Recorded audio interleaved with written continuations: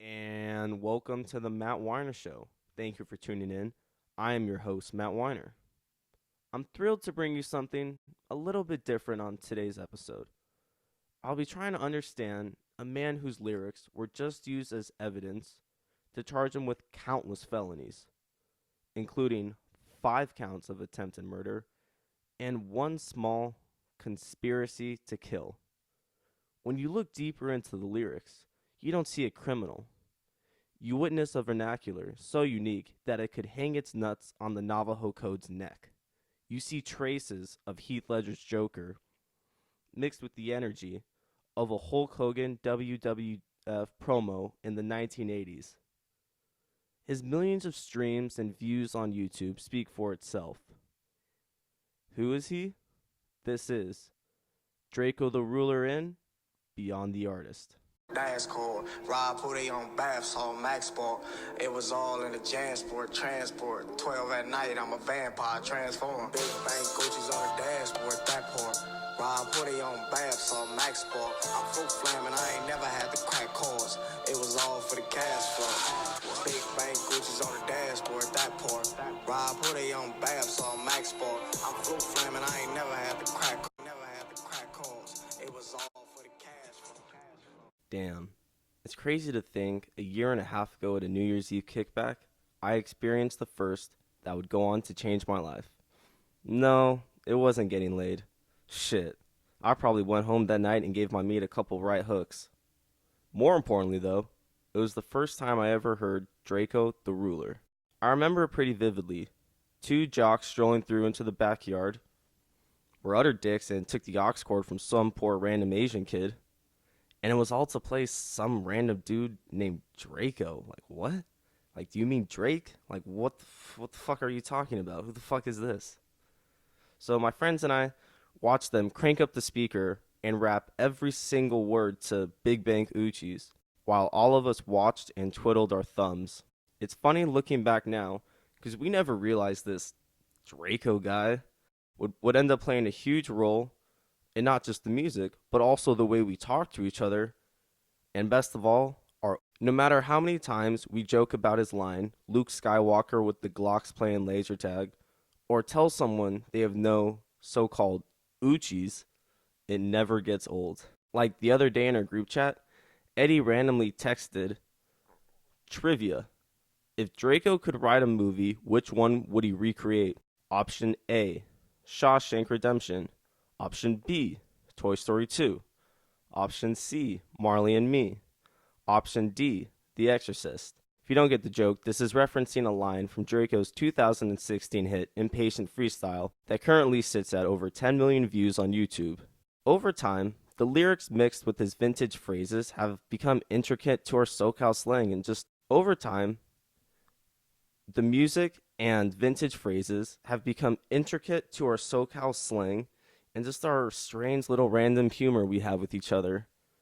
Scuffed Masons, Bop Bop Bleed 'em, Mud Walking, Flu Flaming, Uchis, and Pippi Longstocking, they're just fragments of our friendship. They're much more than words to describe some fuck shit. So when starting on this long voyage of trying to understand Drakeo and get to know him better, I wanted a source that was up close and personal throughout the whole recording process. Someone who has the front row seat to be able to smell his cigarettes and mud-induced Sprite. Someone who watched him literally stand on hundreds in the booth while recording Big Bang Uchis the day he got out of prison. So who better to talk to than Drakeo's mixer and engineer, Navin Upamaka? If Drakeo is Bruce Wayne and some Masons, well, Navin's his Robin and some Nikes. My shoes, that's a GLE cope. Yes, I busted my jewels. Almost flunked out of school. What's engraved on my dash? Ain't no way I'ma lose. All ate up in the phantom. What the fuck is a deuce? We with all eye busters. I am Mr. Multitude. Don't test the gang right now. We ain't got nothing to lose. Why these niggas always telling? Why you lying about a felony? Know these niggas all jokesters. Know they friends with Bill Bellamy. I first became enamored in using Navin to understand Drakeo after I watched the tribute Future did for his engineer, Seth Firkins, in the Wizard album documentary. Future talked about how he spent more time with Seth than his own kids. Before that, I was completely unaware of how close engineers, recorders, and mixers are to the artist and their music. They're like the Mike Alsots and John Coons of hip hop. They're the guys who don't really care about the stardom or attention, who love the task at hand, whether it's football or music, and just once again don't really care about the attention and enjoy doing the gritty part. They really are the true difference between a smooth, silky slapper and a chaotic beat with lyrics. Artists enjoy keeping them around socially as well because they're usually chill dudes who just care about music and don't give a fuck about the attention or fame that comes with the artist. You can see Navin appear in the Big Bang Uchi's video, staring at his computer, laying low, next to some concoctions for a codeine cocktail. A decade ago, if you were to tell Navin his job would be engineering music for West Coast powerhouses like the Stinc Team, Shoreline Mafia, and SOB/RBE, he probably wouldn't believe you, especially growing up in Ohio. By the time college came around, he couldn't stay in the armpit of America any longer. Can't blame him. Seeing all the Cleveland fans in this year's Home Run Derby made me thankful I live in an area where every single person doesn't look like spoiled mayonnaise. California was just the upgrade of scenery that Navin so desperately needed. Because I want to get the fuck out of Ohio more than anything. Growing up in Ohio, it's pretty monotone, and California has got this very magical appeal. So I had an opportunity to go to California, and I took it. The move to California caused him to fall in love with a beautiful woman named Music. It was love at first sight, but it took a third eye experience to get there. I would say my psychedelic experiences probably were the things that first made me pay attention to how cool music was. And I was just really fooling around for a while, and I had grown up playing instruments and stuff, and it was just kind of fun to play with people in bands and do that kind of shit. And when you combine that with psychedelics, it's a hell of a combo, and you can get lost in it. That's where I probably found my love for music, going to festivals. Festivals are the best, man. And I think that was the start of the whole shit. So that was the best thing to do. It was you go to festivals in the summer, and then that inspired you to want to make music afterwards. Drakeo is not exactly a warm guy to strangers. He goes toe-to-toe with Kawhi Leonard when it comes to social abilities. His too cool to talk to personality makes for a hell of a rap persona, but at times could be difficult to work with in the studio. The artist needs to be able to communicate with the engineer. Unless it is flexing lean or roasting someone for fake jewelry or designer on Instagram Live, the ruler doesn't like to communicate. And when he does feel like you're even worth talking to, probably gonna roast the fuck out of you. He's a man of few words, So when you meet him, he's probably not gonna talk to you too much. Best way to effectively work with him is to not get your feelings hurt. Just don't be sad about anything that he says, because he will make fun of you well. He'll say something funny that either you'll get hurt about or you won't. Some people might listen to this and say, wow, Drakeo is an asshole. Don't get me wrong, he is. But the way he uses roasting is very slick. He uses it as some sort of test to see if you'll crumble and show bitch-made tendencies that could become problematic in the future. So when Navin passed this test with flying colors, Drakeo knew Navin could be trusted. He had plenty of shit to say about me being Indian, because that was the only thing he knew about me at the time, too. Because I saw this dude, I was like, okay, this dude doesn't want to say shit. I was like, I'm not going to say shit. You're not going to learn shit about me either. So the only thing he knew was that I was some fucking Indian dude, and he was trying to figure out what type of Indian dude I was. So he would make his jokes. Obviously, there were some, doctor ones in there. There were some 7-Eleven ones in there. I think there was the ones that surprised me. There was mostly some jeweler ones in there, and I hadn't realized. I was like, oh yeah, I guess Indians are scammy jewelers. He was recording songs like "Shoot a Baby" and all that stuff. I was like, I'm just gonna essentially put, earmuffs on. Whatever this dude wants to say is all good with me. He was terrifying. Shoot a baby? The dude's recording Shoot a Baby, and you're like, okay, I don't really know him very well, but the only words he's really saying when he comes into the studio, he does in the booth, and it's things like Shoot a Baby. You're like, okay, maybe I don't want to, upset this dude. But then you realize he's joking around. Draco simply talks shit because he just enjoys it, and that's just who he is. He's a funny guy. I'm all for it. In my friend group, roasting is like 95% of the humor. For whatever reason, it's really enjoyable to tell someone why they suck to their face and get other people to laugh at them too. So music just gives Draco a platform for this. That's what makes it all work. Like he just talks shit behind the mic to a beat, and that's that. Why he loves, having a little part at the end where he can just talk shit, and it's all about setting the scenes. It's all about his laughs. Of course, that shit is, you can't help but smile when you hear that shit. You're just like, fuck, dude. What is this dude even talking about? I don't know, but it feels funny, sometimes. Because it's so low, and he's so slurred out half the time. If you can make out what he's saying. Even genius.com can't seem to figure it out half the time, so, who knows? Your guess is as good as mine when it comes to any of Draco's subtext or, his hieroglyphic, lingo, cryptic, whatever, all like people on the internet like to describe it as, because it's crazy, and your guess is really as good as mine. Ah, yes, the lingo, the oh so precious lingo. How could I not ask him about it? This is the same thing that I'm going to be looking at 30 years from now as pure nostalgia and a great way to remember the bond that's been formed over the last couple years between my friends. So, pulled up, shot my shot, and there was a brick. Big fat bop bop bleed 'em is to shoot and kill somebody. What did you say? So bop bop bleed 'em means to kill somebody. Shoot somebody and kill somebody. Hell no! Absolutely not. That's funny, man, because you think that's what Draco will always be like. People are gonna take this shit surface level, and that's what's gonna make it so dumb. Well, that didn't go as expected, but it explains why Draco is so frustrated. Bop bop bleed 'em, Pippi Longstocking, and Mudwalking, they're all words used as metaphors to build this larger-than-life character of the ruler. People just don't understand how clever it is the way he uses these things to build a persona and a repertoire.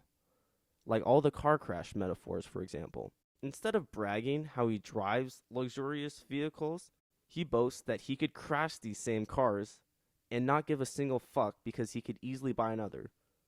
Through this very, very simple concept, he's used it in multiple songs and as persona as well. It's why he calls himself Mr. Foreign Whip Crasher. It's just another one of his many aliases. Music is art, and art is interpretation, so at the end of the day, only Draco knows what he's saying and what the meaning behind every little single thing he does is. That's the beautiful part. Everything about him is as open-ended as the shiny gold object in the suitcase from Pulp Fiction. Because this comes from Draco himself. All of his words have multiple meanings, and essentially his listeners create the meanings themselves. Someone who was around him a lot during, the inception of whatever he's about to say and hearing him record it, he doesn't really let anyone know that shit at all. That's the joy he gets out of the whole shit. Even at first, the people in the room are left guessing what the fuck he's talking about. The rhyme schemes are what really hook you into the lyrics. And the lingo inside the lyrics keeps you listening over and over to try and figure out, because you like what he's saying, but you really don't know what it means. But the key part is, you like it. And that's what keeps you listening over and over. It's more about having like significant replay value. It's something that you want like really got to dive into, for a while, and like it, you're more inclined to pick out certain parts. The replay value claim holds weight. There is an epidemic of fans who constantly video themselves to his music on Instagram and Snapchat. While a lot of his music is similar, and he cycles through 4 or 5 of the same topics and phrases, the bars and storytelling ability bring them to life and make it entertaining to keep you listening. His bars and punchlines are second to none. Like on Flu Flamin' when he spits all type of cuts. I think I'm Dennis Rodman. All type of cuts. I think I'm Dennis Rodman. Come on, dog. That's fucking tough. That's really fucking tough. The references are just being thrown out nonchalantly as an elbow pass from Jason Williams on a fast break. Music became a playground for him to show his intelligence and vast knowledge of all walks of life. Oh, Draco is he is extremely intelligent. Crazy intelligent. He doesn't care if you know it or not. He reads a lot of shit. You see it just in the references and his music. Like, it's not just TV shows. And even if it is TV shows or some of the shit he would see on TV, you're like, how the fuck? Like, when did you get time to watch Married with Children to be able to reference Al Bundy or some shit like that? It's like he will shock you with his references, whether they're fucking biblical, from from news story, actual shit that happened in the past, or if it's like some fictional shit, the actual book stuff too. You're just like how you're like, wow, he really is just like, he has an endless, and he's always looking for more little clever ways to and people to bring up that he likes. And even his name Draco comes from not what you would see as the people would assume it's a gun. No, it comes from draconian law shit. So Draco loves all sorts of different types of. He's just crazy intelligent. You just can see that in his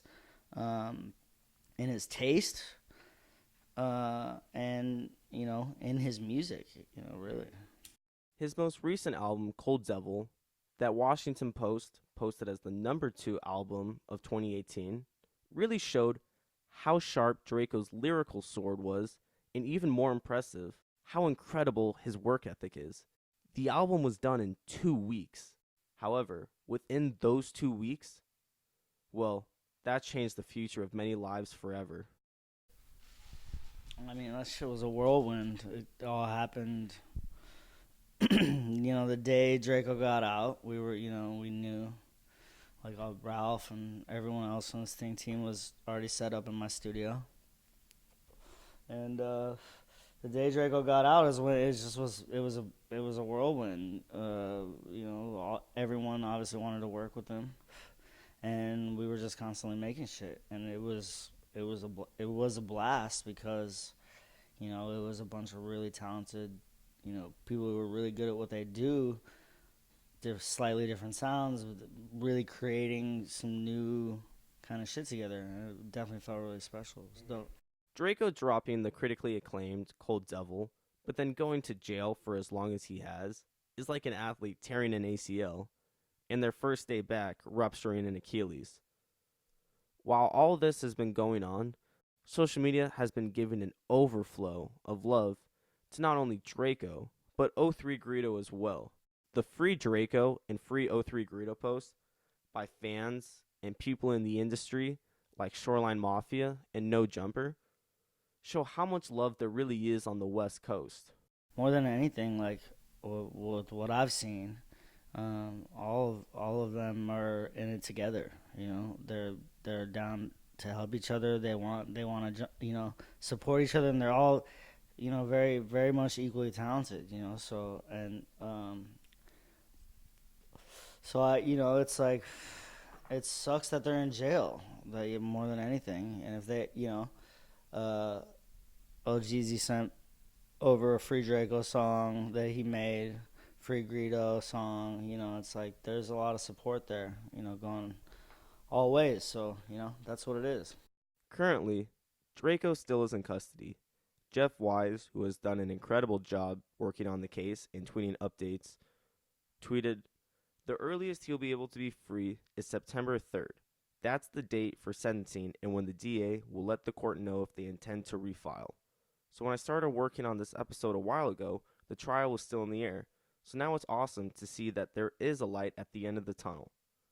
The future has never looked brighter for the ruler, and next album he drops, well, shit, it could probably be the one that earns him plaques and everything he deserves.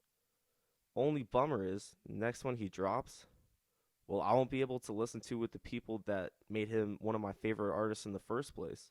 Now that it's the end of summer and me, Kenneth, Eddie, and Ethan are starting to part ways, it'll be tough to not listen to Draco and hang out with them every day since shit, we've been hanging out almost every day together since May. But that's what makes music great. All I have to do is just play Roll Bounce on my phone, and countless memories of us talking shit over poker, 2K, and ping pong will consume my conscious and fill it with nostalgia. Ain't it a beautiful thing when you start to look beyond the artist? So thank you for listening. And last, but certainly not least, free to Stinc in 03. Keep me away from these bums. Nick Cannon rapping all on my drum. Hey bitch, ain't no up next, I'm the one. 223 shells all on my rug. In Cavalli, but I came out the slums. This swamp water that I mix with my mud. Fat daddies like I'm Ralphie the plug.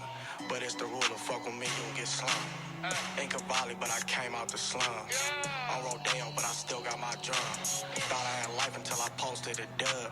Man, tell these niggas I'm as real as they come. In Cavalli, but I came out the slums.